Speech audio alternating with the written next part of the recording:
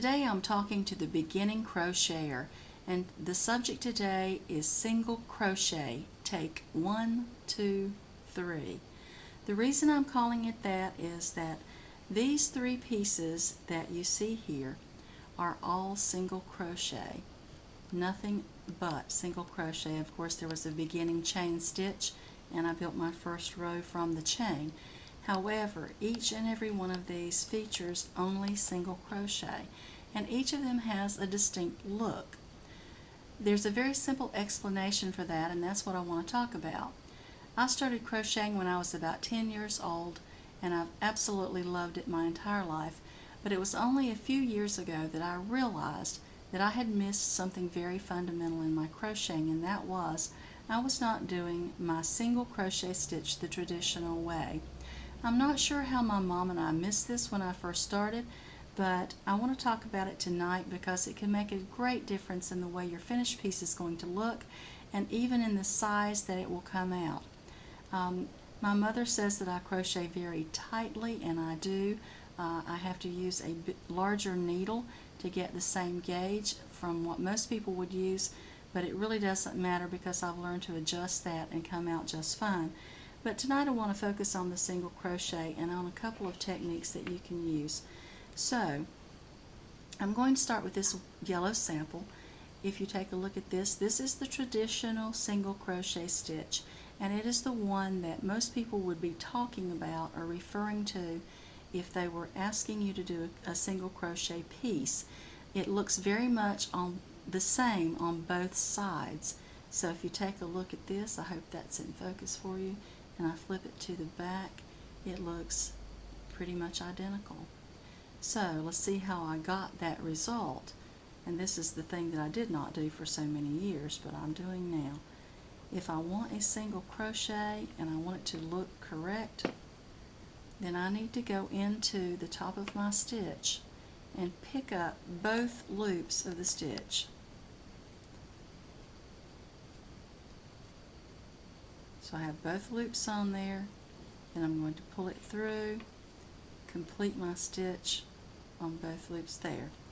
Okay, next one, I'm going into both loops of the top of this single crochet, pulling it through again, and there I have my single crochet. Very simple. And again, this gives you the same look on front and back. Now let's take a look at what I've been doing for most of my life, and that is this piece. You will quickly see that there is a ridge line running through every other row of single crochet. On the back side, it looks just a tiny bit different because the ridge lines are in between these others. How that is happening is I'm using only the front loop of the single crochet when I go into each stitch.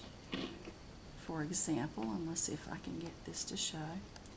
Here's the top of my stitch. Go into the front loop only. Pull the yarn through, complete the stitch. Front loop only.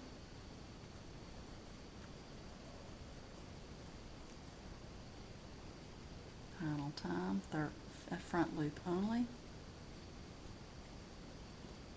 And there you have it. So this particular row is not leaving the ridge line, but if I flip it to the back, that ridge line is there because, again, that is the back loop of the stitch that I am not picking up every time I single crochet. So very different look from the traditional single crochet stitch. Now I have one final variation, and that is instead of using both loops or the front loop only, I'm using the back loop of the stitch. In this sample, and I've worked several rows, I've been using back loop only. I'll go into back loop, pull it through, complete the stitch, back loop only, pull it through, complete the stitch, once again back loop only, complete the stitch. In this particular variation, you will see that what you end up with are hills and valleys in your work. This has a nice soft feel, and I like it very much. However, if you're working with a pattern and you need to have a certain gauge, this will give you the most problems, and so you need to be very careful to maintain your gauge if you're doing back loop only. You wouldn't typically do this if you're doing an Afghan or something of that nature.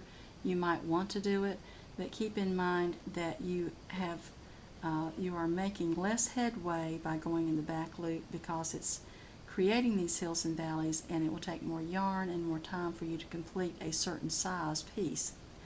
At any rate, I wanted you to see that you can do single crochet 3 different ways: the traditional method, using the front loop of the stitch only, and using the back stitch of the loop only. I hope this will be helpful to you as you begin your lifelong pursuit of crochet. I hope you enjoy it very much. Thank you for joining me, and I hope you'll come again soon.